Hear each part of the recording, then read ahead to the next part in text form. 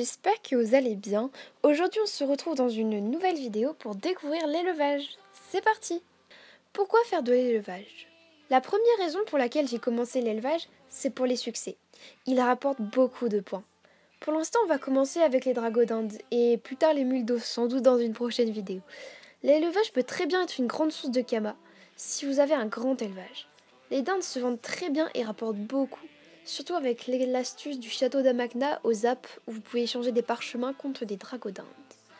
Vous pouvez aussi proposer vos services pour passer les succès d'élevage aux personnes plutôt impatientes. Elles vous payent une certaine somme et vous lui fournissez les dragos d'Inde selon les succès qu'ils désirent. Comment commencer? Personnellement, j'ai commencé mon petit élevage il y a un mois. Lily la barbereuse, qui sans doute a découvert ma chaîne, a proposé de m'aider. Il m'a tout expliqué, le fonctionnement de l'élevage, et c'est sans doute grâce à lui que je peux vous faire cette vidéo. C'est vraiment bien des personnes qui vous aident gratuitement en jeu, ça fait vraiment plaisir de savoir qu'il en existe encore. Il m'a passé 10 dindes rousses, 5 femelles et 5 mâles. Certaines avaient différentes capacités, comme reproductrices ou amoureuses. Si vous faites les succès, je vous conseille de prendre des dindes de première génération, ce sont celles qui prennent le moins de temps à monter et à accoucher. Et aussi les moins chères. Idéal pour les succès d'accouchement et d'accouplement. La fiche de la monture. Comme vous voyez, il y a plusieurs barres sur la fiche de votre monture. On va prendre une dragodante qui vient juste de naître. Donc on va commencer par la plus grande barre, celle de l'humeur, si on peut dire ça. Elle se divise en 3 parties, délimitées par de très fines bandes noires. L'endurance, qui correspond au symbole de l'éclair, la maturité, le symbole de la goutte, et l'amour, le symbole du cœur. On retrouve ces symboles ainsi que 3 autres barres au-dessus. Dans la barre d'humeur, si le nombre est positif, la dragodante est sereine. Quand cela est le cas, on peut augmenter la barre d'amour qui est juste au-dessus.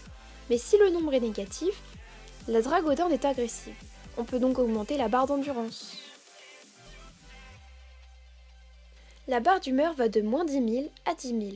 En elle se trouve une autre barre, celle qui permet d'augmenter la maturité. Cette dernière devient verte quand l'humeur est entre moins 2000 et 2000. Mais comment rendre agressive une dragodante sereine ou alors l'inverse? Cela se fait avec les caresseurs qui augmentent la sérénité et les buffers qui la font baisser.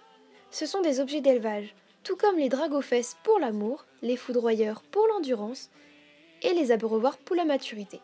Et aussi, que j'utilise beaucoup moins, les mangeoires pour l'énergie. Les objets d'élevage sont importants à connaître si vous utilisez des enclos privés. Mais en enclos public, des symboles vous indiqueront quels enclos augmentent quelle catégorie. Revenons à la maturité. C'est la barre la plus difficile à atteindre car si vous la laissez trop longtemps votre dinde en enclos, sa sérénité peut être au-dessus de 2000 ou en dessous de moins 2000. Ainsi, il faut être vigilant si vous voulez augmenter la maturité et être là souvent. Une fois que vous êtes dans le nombre négatif, vous pouvez augmenter l'endurance. Si vous êtes en positif, l'amour. Et enfin, en barre verte, entre moins 2000 et 2000, la maturité. Vous n'avez plus qu'à placer votre dragodinde dans l'enclos qu'il faut. Mais il y a quand même une dernière chose à savoir. Le sexe de la dinde peut faire changer la barre de sérénité. Effectivement, un mâle dans n'importe quel enclos gagnera de l'agressivité. Bien sûr, beaucoup moins que s'il est dans un enclos avec les buffers. Et pour la femelle, c'est l'inverse. Elle gagnera un peu de sérénité sur n'importe quel objet, même si ce n'est pas un caresseur.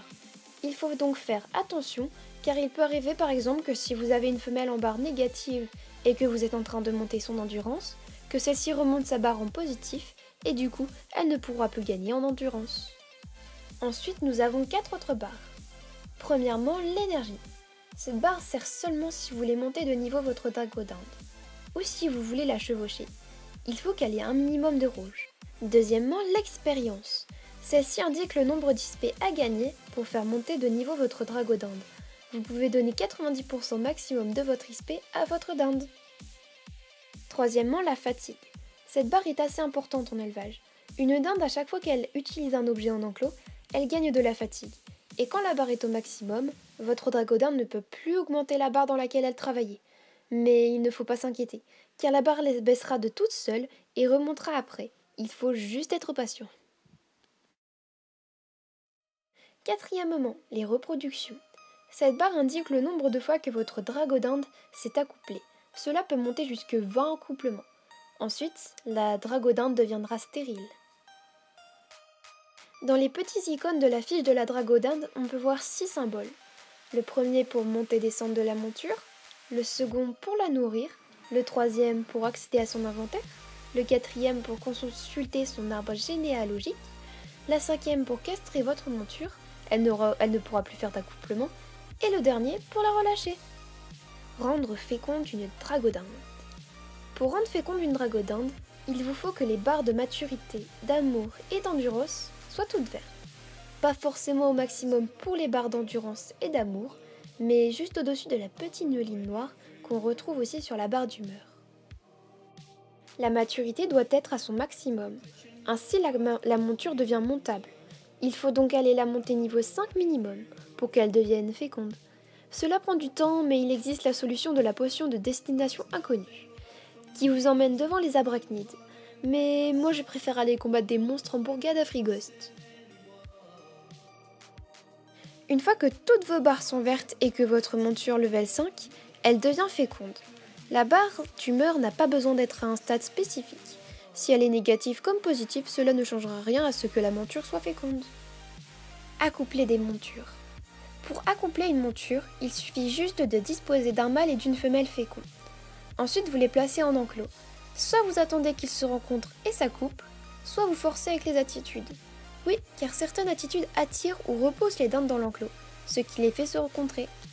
Persigne attire d'une case, bisou attire de 3 cases et plus, applaudir attire de 4 cases et plus, colère repousse d'une case, vent de panique repousse de 2 ou 3 cases, montrer son arme repousse de 4 cases ou plus. Une fois l'accouplement terminé, la femelle devient en état fécondé, avec entre parenthèses depuis 1 heure. Ce nombre va augmenter au fil des heures. Le mâle, lui, n'a aucun état particulier. Les deux dindes ont perdu beaucoup d'amour et d'endurance. Dans leur barre, il faut donc les remonter pour un prochain accouplement. Le mâle, on peut s'en occuper tout de suite. La femelle, vous pouvez très bien aussi, mais il faudra revenir la mettre en enclos avant le nombre d'heures atteint qu'elle accouche. Le nombre d'heures varie selon les générations de dragodindes. Moi, après l'accouplement, je mets directement la femelle en enclos, au cas où j'ai un empêchement. Ensuite, vous n'avez plus qu'à attendre un certain nombre d'heures.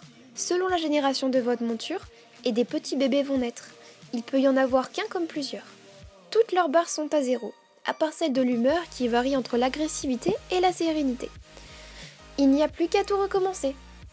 J'espère que ce tuto vous a aidé, même s'il y a encore des petites choses à savoir sur l'élevage qui pourront sans doute être dites dans une prochaine vidéo. Sur ce, je vous fais de gros bisous à tous et à très bientôt pour une prochaine vidéo. Bye bye tout le monde!